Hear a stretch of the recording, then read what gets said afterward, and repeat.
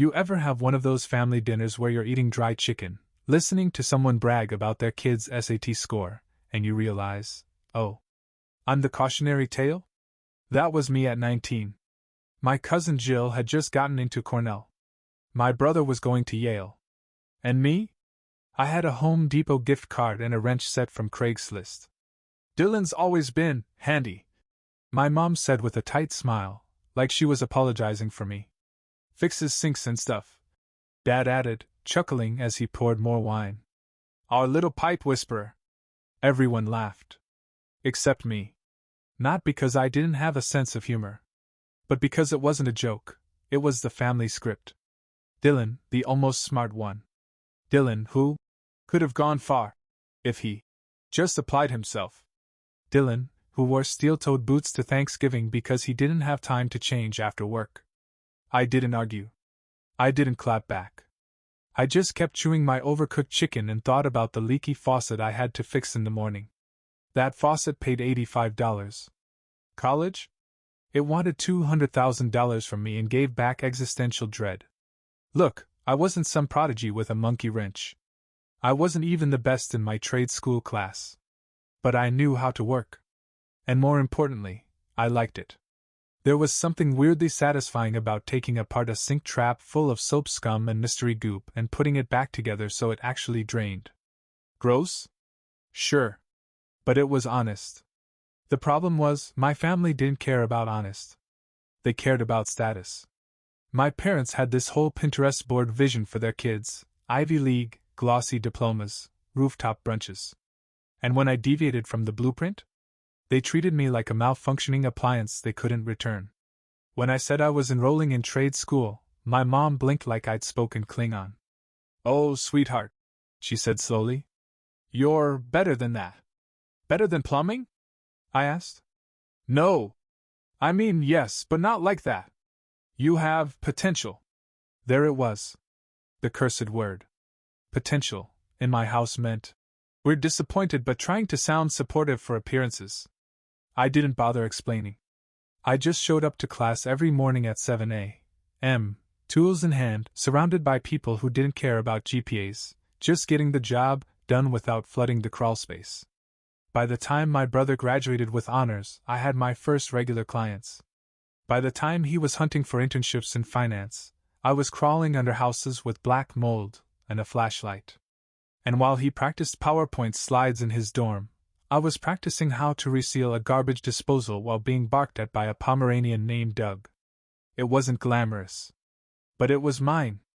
The thing is, my parents never stopped reminding me of what I could have been, if only I hadn't settled for blue-collar life. You'll regret not getting a real education, my dad warned, usually while sending me photos of some guy's kid getting an MBA. You can't fix sinks forever. Maybe not. But I could fix a leaky pipe faster than my dad could find the Wi-Fi password. That had to count for something. Still, the jabs kept coming. At family gatherings, it was always, so when are you going back to school? Do you ever think about doing something more? My friend's son just got hired at Tesla. Maybe he could give you a tour? I smiled. I nodded. I passed the mashed potatoes. Then I showed up at 6 a.m. the next morning to fix a broken water heater and left with $350 in cash and 3 boxes of Girl Scout cookies. Because while they were busy collecting degrees and job rejections, I was building a client list. And let me tell you, there's nothing like watching someone in a suit panic because their bathroom's flooding and they don't know how to turn off the water main. That's when I became less the one who fixes sinks, and more the guy who saved their wood floors from turning into a lake. Still, I kept it quiet. Didn't post about my work. Didn't brag. I wasn't trying to prove anything. Until the day something shifted. It was a Tuesday, I remember, because my boots were still wet from a job at a daycare with a glitter explosion in the pipes, don't ask. I came home to find a message from a client named Ron, who owned a local cafe chain. He needed emergency help. Toilet exploded mid-brunch rush. Yelp reviews were at risk. This was DEFCON 1. I showed up. Fixed the issue. Left him with working pipes and his dignity intact. The next day, he called again, not for a job, but for a proposal. You ever think about expanding? He asked. You've got good instincts. Good work ethic. I know a guy who does wraps and branding for vans. Could be a whole thing. I laughed. Thought he was kidding. But he wasn't. That night I sat on my worn-out couch, sipping off-brand soda, and thinking, what if I did expand? What if I wasn't just Handy Dylan anymore? What if I built something? Something they couldn't mock because it was too loud to ignore. That night, I drew something on a napkin. Not a blueprint. Just a sad-looking van with Dylan's Drain Works scrawled across the side in all caps. My roommate said it sounded like a ska band. He wasn't wrong. Still, the idea stuck. I started researching in the evenings: licensing, business insurance, scheduling apps, wrap designs. I watched hours of YouTube videos on how to price labor without crying. Meanwhile, my parents were texting me photos of my cousin's med school acceptance and my brother networking with a VP. Can you believe it? My mom wrote. Yeah. I could. I just couldn't believe she still spelled my name, Dylan. But I didn't reply. I stayed focused. I bought a used 2010 van. Smelled like expired cologne and regret, but it ran. I scrubbed it clean, slapped a logo on the side, Pipe Dream Plumbing, Joe vetoed. Drain Daddy. Thankfully, and hit the road. Work exploded faster than a cracked water main. I was reliable, didn't upsell nonsense, and actually returned calls. Apparently that made me a unicorn in home repair. Within 6 months, I had regular clients. By month 9 I couldn't keep up. So I hired Eli. Ex-military, calm under pressure, could talk a toddler out of a tantrum mid-leak. Then Reggie joined, hilarious guy, worked fast, and judged my playlist less than average. We made a good team. Second van? Bought it. Wrapped it. Named her Vanessa. Because why not? And through all this? Still didn't tell my family. They didn't ask, anyway. Except to say things like, still doing that plumbing thing? At barbecues. Once, at Thanksgiving, Mom introduced me as, this is Dylan. He fixes things.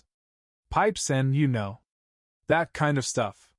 Like I was the family goblin who lived under the sink. Meanwhile, my brother was being toasted for shifting metrics in an unpaid internship.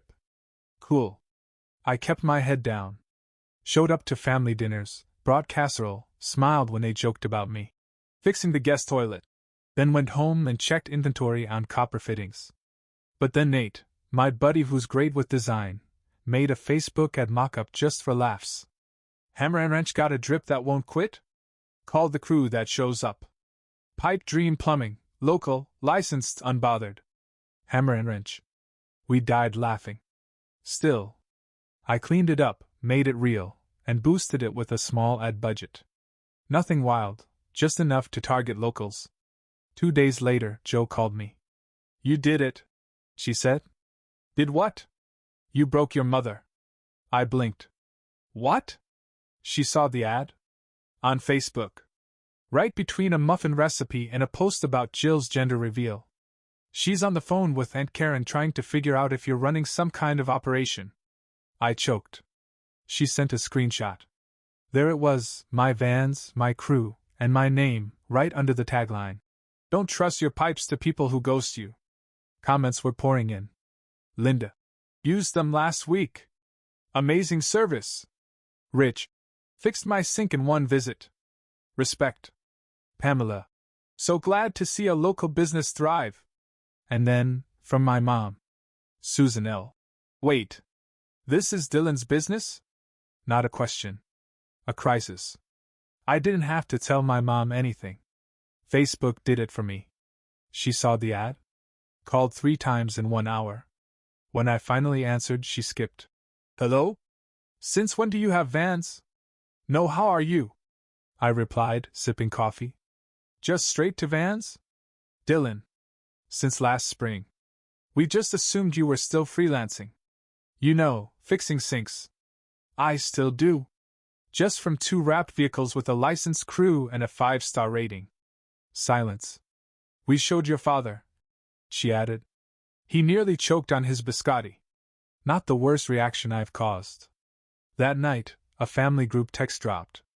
Mom, we're all very surprised. Dad, good for you. Hope you're saving. Cousin Jill. Wait, that's your company? My friend said your guy was hot, lol. Classic Jill. I didn't reply. Just showed up to Sunday dinner with paper towels and apple pie like usual. They acted like nothing had changed, at first. But Dad couldn't help himself. So, this plumbing thing. It's like a real business now? Guess so. Mom tried to sound casual. Are you registered? Licensed, bonded, insured, I said calmly. We also have matching shirts. She nodded, as if shirts made it real. Then Jill chimed in. Didn't you say you weren't into business? I'm not into pretending to like hedge funds at 8 a.m. That earned a genuine laugh, my first one at the table in years. After dinner, Mom cornered me by the sink. Irony noted. She lowered her voice. This is all great, Dylan. But is it sustainable? There it was. Not doubt. Just old programming. You mean the trade you call the phase? She flinched. We didn't mean it that way. No, you meant you had a different version of me in your head. One with a desk job and a LinkedIn profile. Don't be dramatic. I'm not. I'm being accurate. She tried to regroup. Patted my arm like I just passed the salt. Well, it's impressive. The word she used when she couldn't argue, but couldn't praise either. That night, I told Joe over pizza. They said I was impressive. Whoa, she said, mouth full of crust. That's basically an emotional standing ovation. I didn't feel triumphant. I felt tired. Because I'd wanted this moment for years, the day my family would see me. But now, it didn't feel like respect. It felt like recognition only because I was now too visible to ignore. A week later, I got a message from a local lifestyle mag. Someone sent them the ad. They wanted to do a spotlight. Rising tradespeople in the city. I agreed. They came out, took pictures of the vans, asked what inspired me. I told them. Bills. The article dropped 2 weeks later. Headline. From wrench to riches, the young man reinventing plumbing. I cringed. But my mom posted it with a caption. Proud of my son Dylan. Always knew he had it in him. Blue heart hammer and wrench. Did she? Because the version she knew didn't come with vans, a crew, or grease under his nails. But that's okay. The likes rolled in. Her friends messaged me. Her cousin sent me a friend request. Even her church group shared the post. Suddenly, I wasn't the fixer of sinks. I was the guy who built something. And whether they liked it or not, they had to scroll past it. The weirdest part of going viral in your zip code? Your enemies crawl out first. Your family shows up after. It started simple, a couple nice posts on Nextdoor. Finally, a plumber who doesn't ghost mid-job. Props to Dylan. Fixed my dishwasher and complimented my dog. 5 stars. Then came Craig. Craig ran. Superior Sewer Solutions. Which sounds like a discount villain group from a plumbing-themed cartoon. He once tried to poach Eli in the Home Depot parking lot with a promise of better tools and longer lunch breaks. One morning I got a flyer in my mailbox that read, Don't trust your pipes to rookies with TikTok ads. Call a pro. Subtle Craig. I taped it to our supply closet like a trophy. Reggie wanted to send him a bouquet of used caulk tubes. But Craig wasn't alone. Some other shops slashed prices or posted fake reviews. One said I left a job, half finished, at an address I'd never even visited. I didn't clap back. I didn't need to. Our schedule was booked 2 weeks out. Clients were happy. I had my crew, my vans, and a name people remembered. What threw me wasn't the fake reviews. It was the brunch invite. And Sharon messaged me directly. Hey sweetie. Jill's having a little engagement brunch this weekend. You have to come. We'd love to see you. That was new. Before, I'd only find out about family events from Instagram. Oh, sorry. We thought you were working. Now suddenly I was a VIP. I showed up, brought flowers, even wore a button-down. I figured I'd play the game.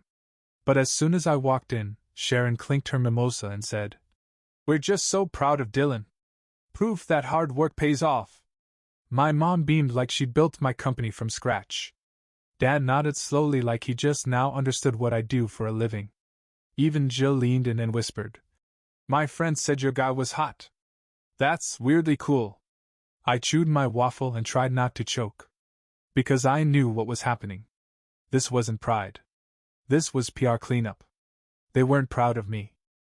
They were just relieved I hadn't failed hard enough to embarrass the bloodline. Suddenly, I wasn't the one who fixes sinks. I was R. Dillon, the entrepreneur. And no one, absolutely no one, mentioned how I used to sleep in my van between jobs. Afterward, I vented to Joe over takeout. They raised a toast to me. "Wow," she said. "Did they slip in a GoFundMe link for your brother?" "Not yet. They're trying to retroactively claim credit, huh?" "Pretty much. I'm just waiting for Mom to say, we always supported trade work." We laughed. But the truth hit harder than I expected. For years I thought I wanted this. A seat at the table. A nod of respect. But now that I had it? It didn't feel earned, on their side anyway. They weren't clapping because they saw me. They were clapping because I became visible enough for them to pretend they had. Later that night, Jo tossed me her phone. "You got an email?" I checked. Local entrepreneur group. Speaking panel. Topic: non-traditional paths to business ownership. They wanted me to speak. Me. The guy who once got laughed at for bringing a wrench to career day. "You gonna do it?" Jo grinned. I didn't answer right away.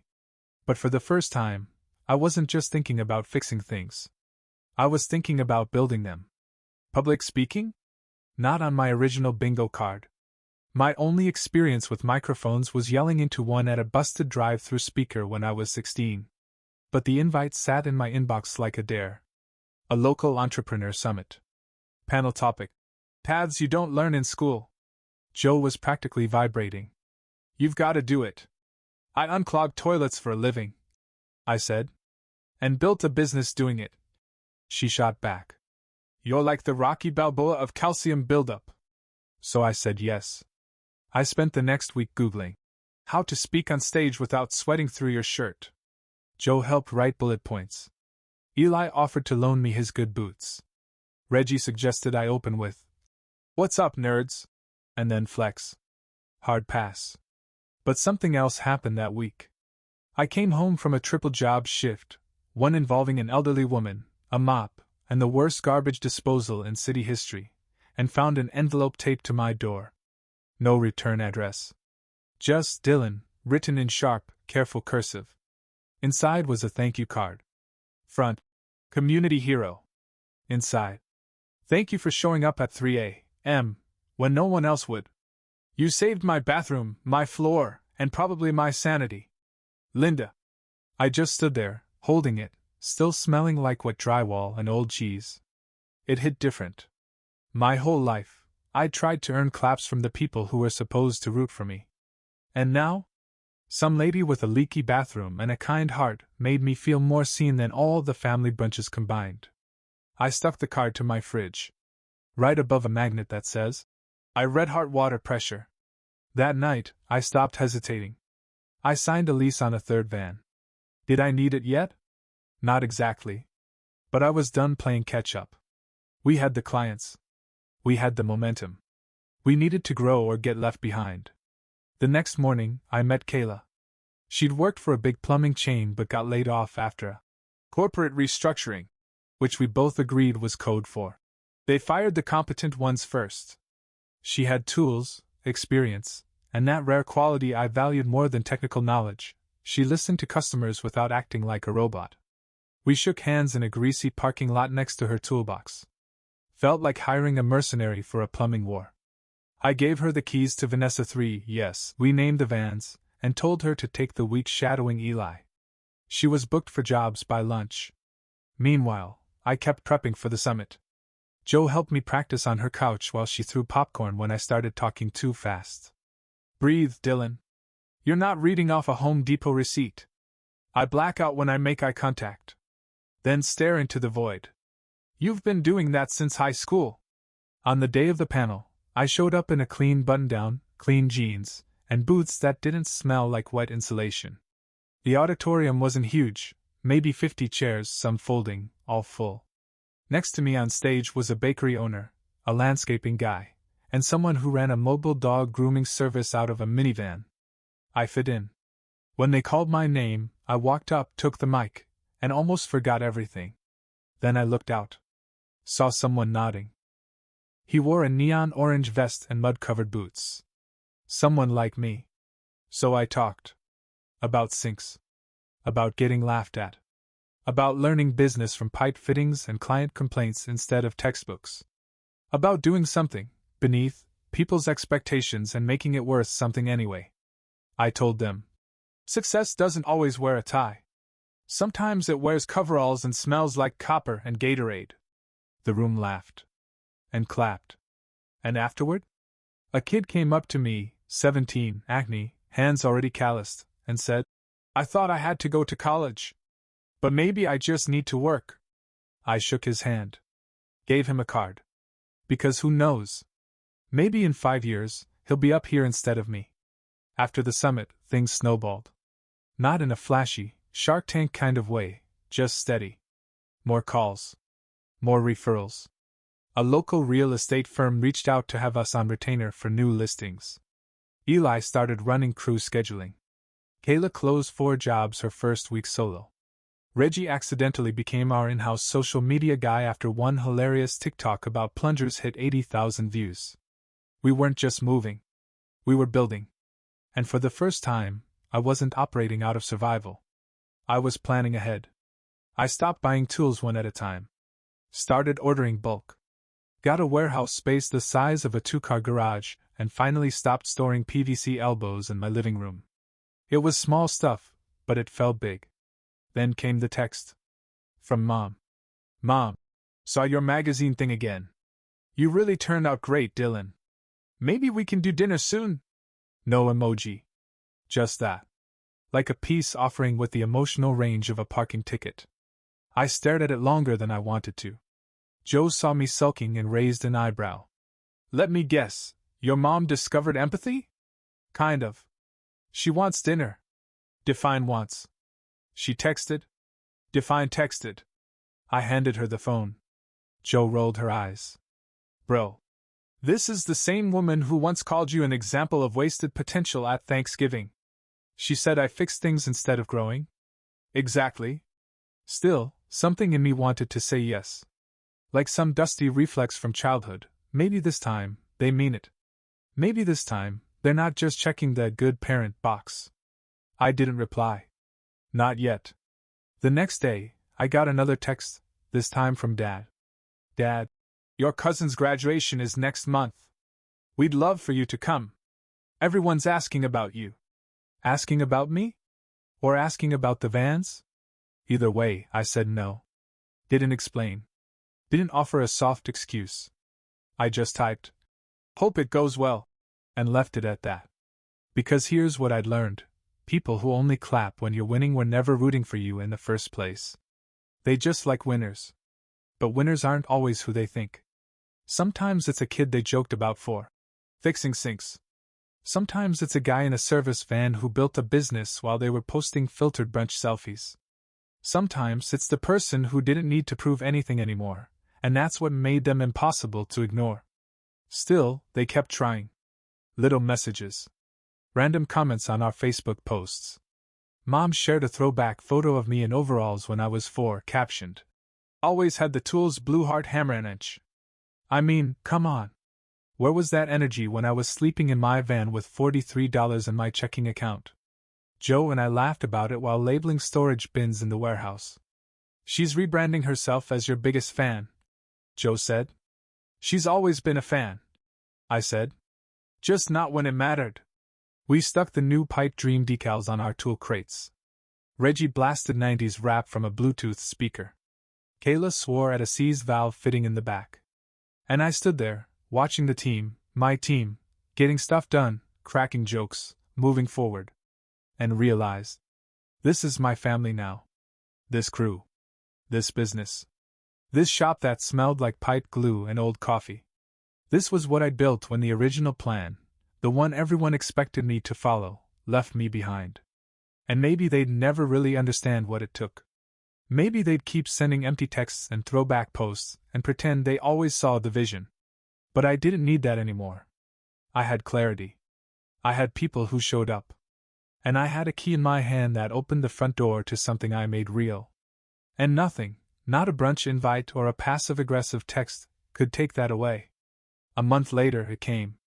The big ask. I was elbow-deep in a commercial job, fixing a line that some genius had installed backwards, when I saw the missed call from Mom. Twice. Then a voicemail. Her voice was tight. Friendly, but the kind of friendly you use on customer service reps before asking for a refund on a 3-year-old blender. Hey sweetie. Hope you're doing well. Listen, we have a small favor to ask. Nothing major. Just, can you call when you get a second? I already knew.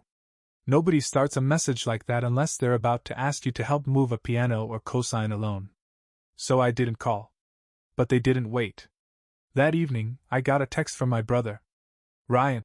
Hey man. So, Dad's got some plumbing issues at the house. Thought maybe you or your team could stop by?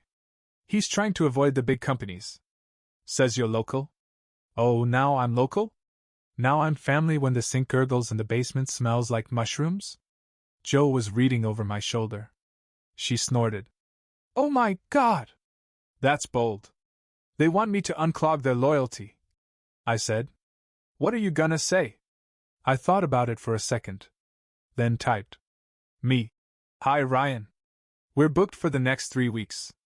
But happy to send you our rate sheet if he wants to get on the schedule. Let me know.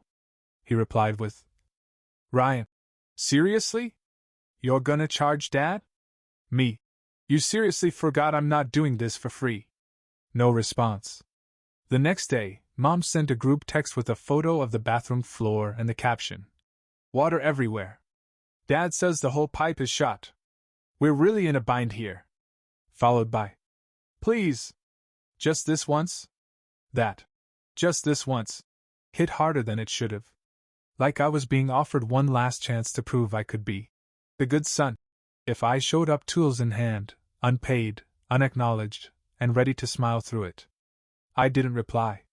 Instead, I forwarded the thread to Jo and Reggie and asked them to draft up a priority weekend rate sheet, with 0 discounts and a rush fee. Because this wasn't about plumbing. It was about history. For years, they didn't see what I did as valuable. They called it a skill, not a career. A phase, not a business. Now, they needed a plumber. And suddenly I mattered. But not because I changed. Because their toilet did. Reggie framed their text and hung it in the warehouse bathroom. Captioned it. Motivation. Meanwhile, we kept moving. Pipe Dream got a call from a local elementary school that wanted to do a career day. Said one of their 4th graders saw our van and wrote a whole essay about being like the pipe boss. I showed up. Gave a demo. Let kids hold tools. One asked if I made $1 million. I told her. Not yet. But I do get free donuts sometimes. She nodded solemnly. That's rich enough. Afterwards, one of the teachers pulled me aside. You've become kind of a role model around here. That stuck with me. Because years ago, my own parents couldn't even say, we're proud of you. And now, I had literal children drawing me with wrenches on construction paper like I was their blue-collar Batman. Driving home that day, I passed my parents' neighborhood. Didn't stop. Didn't text. Didn't look back. Because I wasn't trying to prove anything anymore. I wasn't here to rescue people who only remembered me when things broke. I was building something for people who never forgot I could. 2 weeks later, the ad went up. Jo had been working on it in secret. A billboard. A real one, right off the freeway exit near my old high school. It read, Pipe Dream Plumbing. Locally owned. Proudly independent. Never ghosting your pipes. And in smaller letters at the bottom. Yes, Mom, it's a real business. I laughed so hard I had to pull the van over when I saw it. Too much? Jo asked when I called. It's perfect. That billboard got more traction than we expected. Someone posted a photo of it on Reddit, and it blew up. Suddenly we had out-of-towners calling, saying things like, "Hey, I don't live there, but I love the vibe. Do you ship merch?" So Reggie made shirts. Kayla printed stickers. Eli threatened to put CEO of Drains on my LinkedIn. I let him. And slowly, something shifted, not just in the business, but in me. I stopped checking my phone after every big job, waiting for a "We're proud of you" text that would never come. I stopped trying to retroactively win the childhood approval I'd never gotten. I let go of the idea that success meant proving something to people who still thought the trades were for kids who couldn't hack college. Because now, I had something better than their validation. I had my crew. I had my name on 3 vans. I had a key to a shop that smelled like hard work and coffee grounds, and a wall covered in client thank you notes, sarcastic employee awards, and one beautifully laminated fake Craig flyer labeled Inspiration of the Year. One evening, Joe and I were locking up when my phone buzzed again. "Mom, we still haven't heard from you. We're trying to fix things. Let us know when we can talk." I stared at the screen for a while. Then typed, "Me. You didn't like what I was building when it was small. You only like it now that it's big. That's not fixing things, that's showing up late to the story and asking for a starring role." I didn't hit send. I just deleted it. Then muted the thread.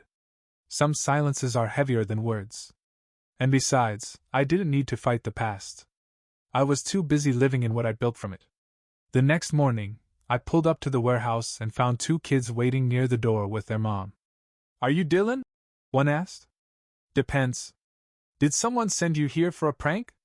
He grinned and held up a school flyer. "Career Week. You're our class guest." Joe came around the corner with donuts. Reggie yelled from inside that someone clogged the sink with dried grout again. I looked around at my ridiculous, hard-working, chaos-loving crew, my family, and smiled. Because in the end, this wasn't just about sinks. It was about value. Mine. And no one gets to put a price on that but me.